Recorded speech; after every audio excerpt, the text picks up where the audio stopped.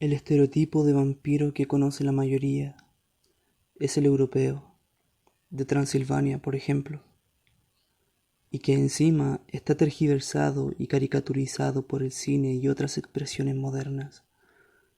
Pero la verdad es que sus orígenes son literalmente milenarios, y por todo el mundo y en las más diversas y distintas culturas han habido relatos serios de cómo comunidades enteras, asustadas por la amenaza de seres que no casualmente diversas culturas describen de forma similar, seres nocturnos, con aspecto de muertos, que se alimentan de sangre, que huyen a toda costa de la luz del sol y de los símbolos sacralizados.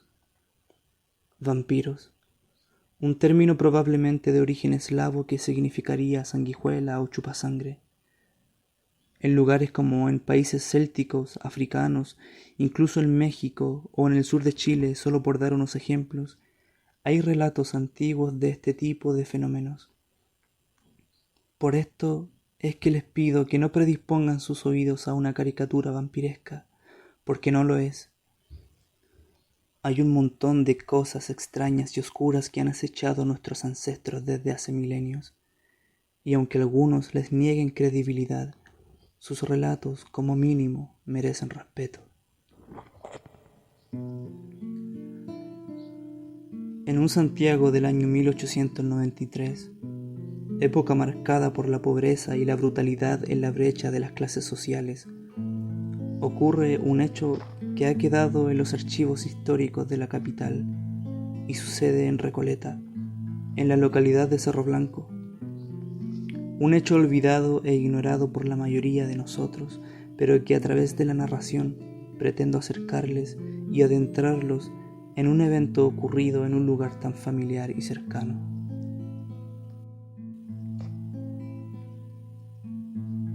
Rocío era una joven hermosa y vital, pero lamentablemente nació en el seno de una familia pobre de Recoleta. Es por esto que trabajaba como criada en la casona de una familia adinerada en la época.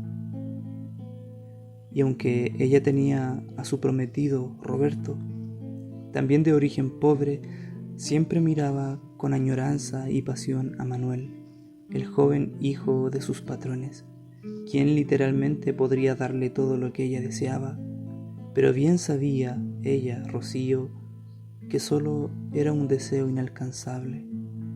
Nadie nunca admitiría una relación entre dos jóvenes de clases sociales tan distintas. Roberto, por su parte, estaba completamente enamorado de Rocío y trabajaba de sol a sol para poder regalarle cosas que, comparado con las reliquias que veía Rocío en casa de sus patrones, estas no eran más que simples baratijas. Rocío lo quería, pero por Manuel sentía un deseo idólatra que crecía y se volvía cada vez más soñado por causa de ser tremendamente irrealizable. Pero un día, mientras Rocío hacía el aseo en la habitación de Manuel, como de costumbre, este llegó a casa más temprano y subió directo a su habitación. Discúlpeme, señor, no pensé que llegaría tan temprano. Me voy enseguida. No, Rocío, le dijo amablemente Manuel. No es necesario, no me molesta, por el contrario, te lo agradezco. Sin ti no sé qué haría con mi desorden. Rocío bajó la mirada tiernamente y sonrió. Puedes seguir con tu trabajo. Yo solo vine a revisar unos documentos que necesito tener en orden si quiero que mi entrada al servicio militar sea expedita y sin problemas. Rocío hizo un gesto servicial y se volteó para seguir limpiando un amplio mueble que se llenaba de polvo con facilidad. Manuel se sentó en la orilla de su cama mirando la hermosa caída del cabello de Rocío. ¿Rocío? Dígame, señor, respondió ella volteando sin dejar de limpiar. ¿Cómo van las cosas con Roberto? A Rocío le sorprendió la pregunta. Bien, todo va bien. ¿Y estás enamorada? ¿Por qué me pregunta eso, señor?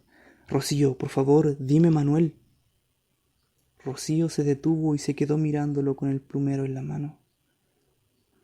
Manuel se puso de pie y se acercó a Rocío. Ella se estremeció. «Porque hay algo que debo decirte». Manuel quitó el plumero a Rocío y dejándolo a un lado le tomó las manos suavemente. Rocío estaba ruborizada y con un nudo en el estómago. «Rocío, yo te quiero. ¿No te has dado cuenta de cómo te miro desde que llegaste a esta casa?» Rocío sintió un fuego que le subió desde el estómago a su pecho y de su pecho a su cuello y explotó en un frenético beso que le plantó a Manuel, quien la rodeó con sus brazos por la cintura y la recibió. Desde ese momento, ambos jóvenes comenzaron un amor clandestino, cuya clandestinidad estaba totalmente justificada. Cada vez que podían o se encontraban solos por un instante, aprovechaban de desatar sus deseos románticos por el otro, y así fue por un buen tiempo.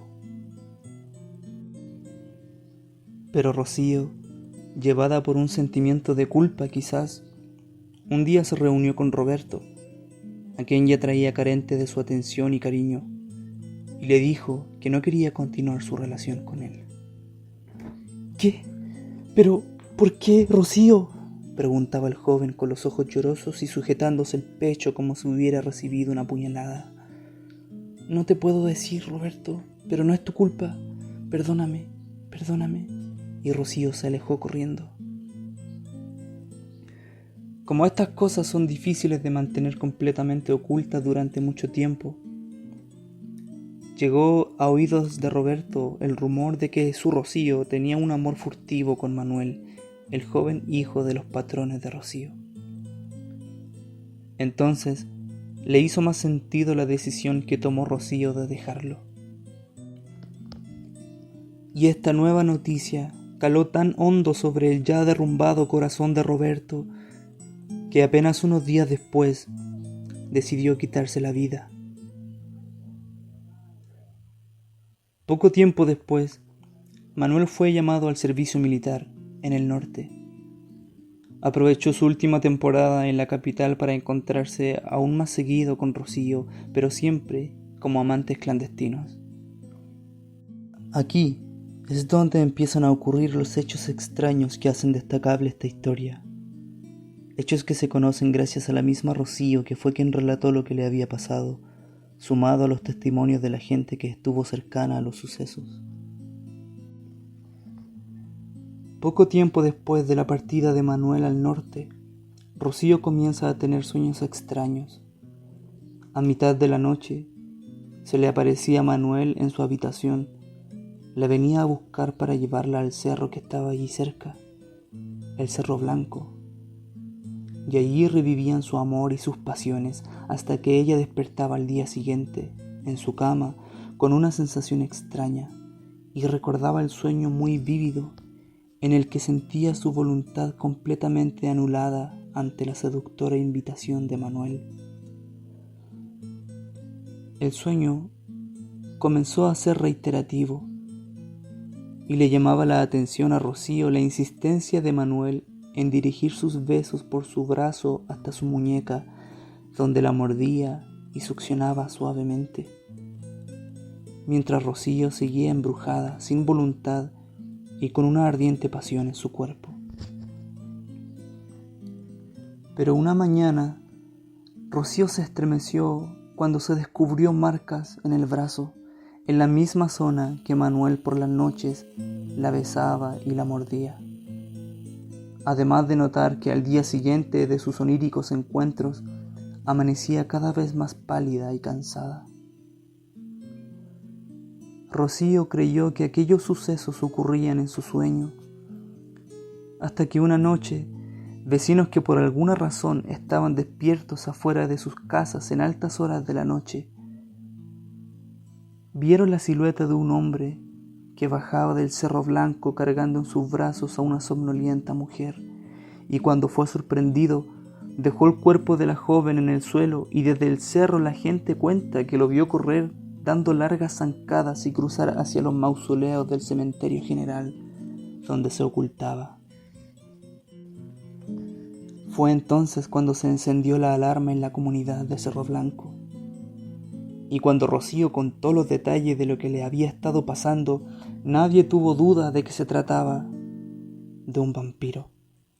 Y la gente comenzó a armarse y a protegerse con cruces, ajos y otros objetos que servían para herir o ahuyentar a los vampiros. Querían atraparlo. En las noches armaban grupos de hombres y lo buscaban por el cerro y el cementerio general. El caso no tardó en causar revuelo en los diarios y medios de la época, al punto que desde el Vaticano en Roma enviaron a un joven sacerdote italiano a Recoleta con la tarea de seguirle la pista a dicho vampiro en Cerro Blanco, pero nunca lo encontraron.